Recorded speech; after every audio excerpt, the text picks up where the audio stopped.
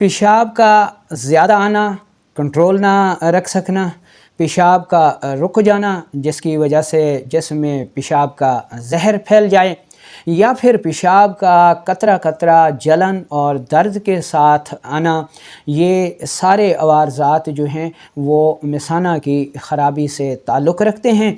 आज की इस वीडियो में मैं अमराज़ मसाना के इन तीनों अमराज़ के असबाब, इनकी अलामात और हर एक की एक बेहतरीन होम रेमेडी आपको बताऊंगा, उसके अज्जा भी बताऊंगा, बनाने का तरीका भी सिखाऊंगा और तरीका इस्तेमाल भी बताऊंगा, जिनको अगर आप कुछ अरसे तक इस्तेमाल कर लेते हैं तो मसाने के इन अमराज से इंशाअल्लाह निजात पा लेंगे। अस्सलामु अलैकुम रहमतुल्लाहि व बरकातुहू।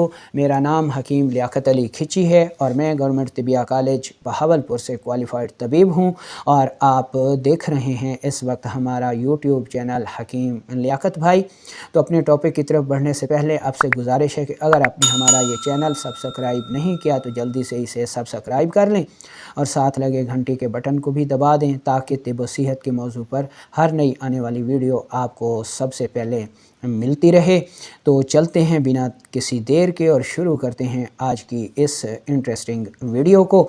दोस्तों, मिसाना एक मुरक्कब उज़्व है, इसमें आसाब भी पाए जाते हैं, उज़लात भी पाए जाते हैं और गुदूद भी पाए जाते हैं और इन तीनों के आफ़ाल अलग अलग हैं। मिसाना में सबसे ज़्यादा जो पाए जाते हैं पर्दे वो गुदूद के हैं। इस वजह से मिसाने का जो मिजाज है वो गुद्दी मिजाज यानी गर्म मिजाज मुकर्रर किया जाता है। पेशाब के मुताल्लिक़ हकीम इनकलाब जनाब दोस्त मोहम्मद साबिर मुल्तानी साहब रहमतुल्लाह अलैह का एक कौल जहन में रख लें कि उज़लात पेशाब पैदा करते हैं, ठीक है। जिगर व गुदूद उसको रोकते हैं, साफ़ करते हैं, यानी खून को अलग करते हैं, पेशाब को अलग करते हैं और हमारा जो दिमाग व आसाब है, आसाब जो हैं वो पेशाब के अखराज का एहसास पैदा करते हैं। तो ये तीनों आज़ा मिलकर जो है वो अपना काम करते हैं। तीन तरह की ख़राबियाँ सामने आती हैं कि अगर मसाना के आसाब सोज़शनाक हो गए हैं तो पेशाब कंट्रोल नहीं होता, इसके एहसासात अज़ खुद हो जाते हैं, पेशाब ज़्यादा भी आता है, रंगत में सफ़ेद भी होता है और कंट्रोल भी नहीं होता। इसी तरह अगर उज़लात सोज़शनाक हो जाएं, ठीक है, तो पेशाब जो है वो मिक़दार में कम हो जाता है, ठीक है, और सुर्ख़ी माइल भी आया करता है और बाज़ औक़ात शिद्दत मर्ज़ में बंद भी हो जाता है। जब पेशाब की नाली इंतहाई तंग हो जाएगी, मुजारी इंतहाई तंग हो जाएंगे तो पेशाब बंद भी हो जाता है, ठीक है। इसी तरह जो तीसरा उज़्व है ग्लैंड, ठीक है, एपिथेलियल टिश्यूज़ इसमें पाई जाती हैं। जब जिगर व गुदूद सोज़शनाक हो जाते हैं तो ऐसी सूरत में पेशाब कतरा कतरा जलन के साथ, दर्द के साथ आया करता है। तो ये तीन आज़ा और पेशाब की तीन ख़राबियाँ जो है वो खुल कर हमारे सामने आ गई हैं। अब हम तफसील के साथ हर एक के असबाब, उसकी अलामात और असूल इलाज और एक बेहतरीन होम रेमेडी आपको बताएंगे। तो हम शुरू करते हैं आसाब, दिमाग व आसाब से। जब दिमाग व आसाब की तहरीक गैर तबई होती है तो दिमाग व आसाब सोज़शनाक हो जाते हैं, उज़लात में तस्कीन हो जाती है और जिगर व गुदूद में तहलील हो जाती है। उज़लात तस्कीन की वजह से और जिगर व गुदूद तहलील की वजह से पेशाब को रोक नहीं पाते, जिसकी वजह से जितना पेशाब बनता है वो अज़ खुद खारिज होता रहता है, जिसमें रुकता नहीं है, उसकी मिक़दार भी ज़्यादा होती है और रंगत भी सफ़ेद होती है। तो इसकी ये अलामात हो गई। अब इसके असबाब क्या हुए कि वो लोग जो बलगमी ग़िज़ाएँ बकसरत इस्तेमाल करते हैं, चावल, दूध, मक्खन, चाय, बलाई, सब्ज़ियाँ, जूसेस या ठंडक के माहौल में रहना, तो वो लोग इस मसले का शिकार होते हैं। ये इसकी जो है वो अलामात हो गई, असबाब हो गए। और बड़ी अलामत यही होगी कि इस सूरत में पेशाब कंट्रोल नहीं होगा, अज़ खुद खारिज होगा, बिस्तर में खारिज हो जाएगा, वाशरूम तक जाते जाते कपड़ों में निकल जाएगा, ठीक है। तो ये इसकी अलामात असबाब हो गए। अब इसके लिए होम रेमेडी और ग़िज़ाओं का बयान सुन लें कि ये जो ग़िज़ाई चार्ट आपको दिखाया जा रहा है ये बलगमी ग़िज़ाओं वाला है। बलगमी ग़िज़ाएँ आपने बंद कर देनी है, इस ग़िज़ाई चार्ट में से کچھ نہیں کھانا۔ اور یہ جو غذائی چارٹ اب آپ کو نظر آ رہا ہے، پروٹین والی غذائیں، عضلاتی غذائیں، یہ آپ نے زیادہ سے زیادہ استعمال کرنی ہے۔ اب اس مقصد کے لیے ہوم ریمیڈیز نوٹ کر لیں، کیونکہ سوزش اعصاب میں ہے، عضلات میں تسکین ہے، تو ہم نے عضلات میں تحریک پیدا کر دینی ہے، تو باقی معاملات انشاءاللہ سب ٹھیک ہو جائیں گے۔ تو اس کے لیے مربع آملہ بہترین ہے، 2 سے 3 مربع آملہ کے دانے لے کر پانی سے دھو کے صبح نہار منہ استعمال کریں۔ اسی طرح آپ مربع سیب یا مربع ہرڑ بھی استعمال کر سکتے ہیں، کچھ ہی دنوں میں یہ عارضہ ٹھیک ہو جائے گا۔ دوسری چیز، 1 پاؤ دہی آپ نے صبح نہار منہ استعمال کرنی ہے، یہ بھی اس مقصد کے لیے بہت مفید ثابت ہوتی ہے۔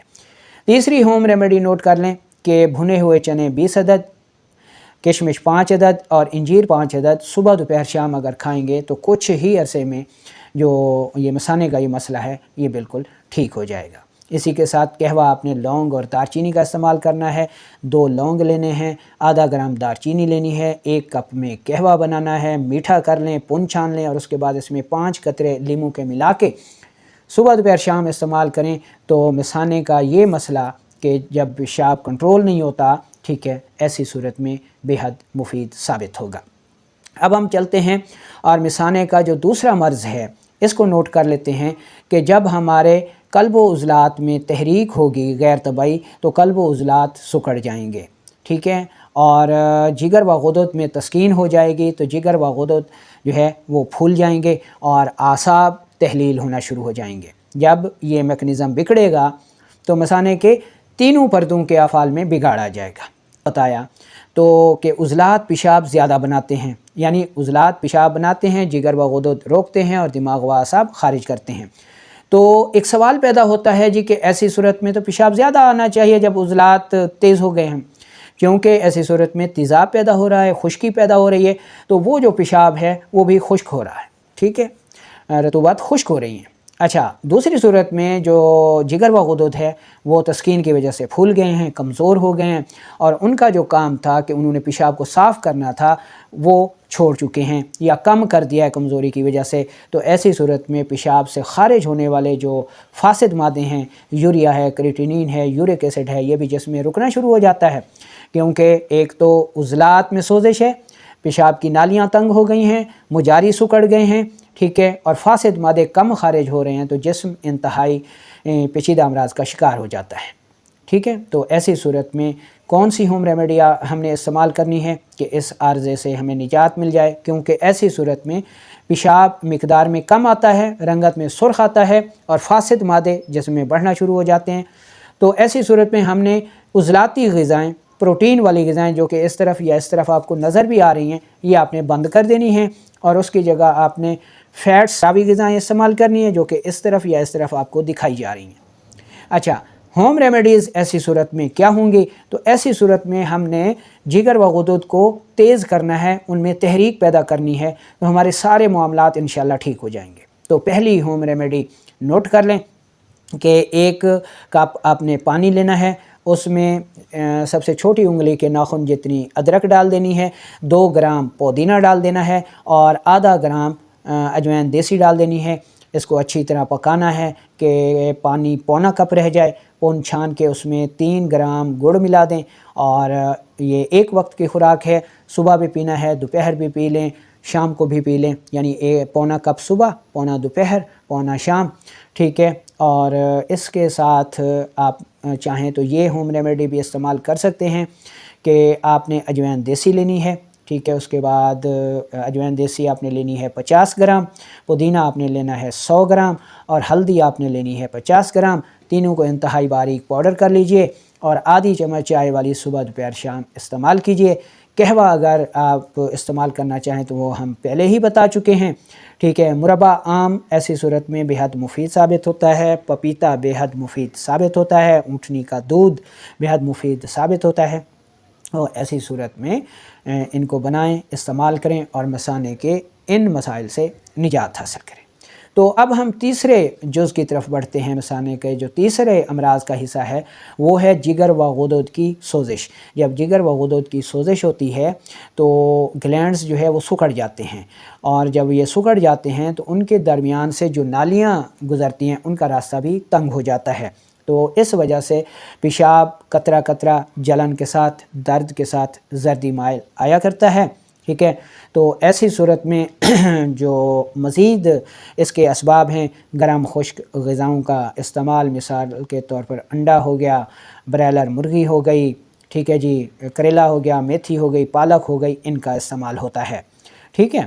اچھا، سب سے پہلے آپ نے ان غذاؤں سے پرہیز کرنا ہے، یعنی اس طرف یا اس طرف جو غذائیں دکھائی جا رہی ہیں، صفراوی غذائیں، گرم غذائیں، ان کو آپ نے بند کر دینا ہے، اور اس کی جگہ آپ نے وہ غذائیں استعمال کرنی ہیں جو کہ بلغمی غذائیں ہیں، ٹھیک ہے، کاربوہائیڈریٹس ہیں۔ مثال کے طور پر گاجر ہو گئی، مولی ہو گئی، شلجم ہو گیا، مونگرے ہو گئے، ٹھیک ہے۔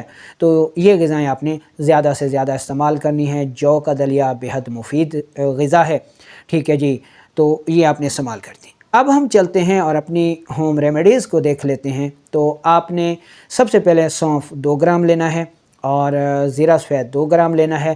چھوٹی الائچی آپ نے 2 عدد لینی ہے۔ 1 کپ پانی میں قہوہ بنانا ہے، میٹھا کر کے صبح دوپہر شام میں استعمال کریں۔ دوسری ہوم ریمیڈی کہ اگر مریض کو قبض ہے، ٹھیک ہے، پخانہ کھل کے نہیں آتا، تو آپ نے یہ قہوہ استعمال کرنا ہے۔ 1.5 کپ آپ نے پانی لینا ہے، اس میں 5 عدد ٹکی املتاس ڈال دینی ہے، ٹھیک ہے۔ 2 گرام سنا مکی ڈالنی ہے، اور 3 گرام گل سرخ ڈالنا ہے۔ اس کو اتنا پکانا ہے کہ پانی 1 کپ رہ جائے، گڑ سے میٹھا کر کے پن چھان کے 1 کپ صبح، 1 دوپہر، 1 شام آپ نے استعمال کرنا ہے۔ تیسری ہوم ریمیڈی نوٹ کر لیں کہ آپ نے ملٹھی لینی ہے، اس کا پاؤڈر کر لینا ہے، پھر ہلدی کا پاؤڈر کر لینا ہے، پھر سونف کا پاؤڈر کر لینا ہے۔ ملٹھی کا سفوف 100 گرام، سونف کا سفوف 100 گرام، اور ہلدی 100 گرام، تینوں پاؤڈر اچھی طرح ملا لیں۔ آدھی چمچ چائے والی تازہ پانی کے ساتھ صبح دوپہر شام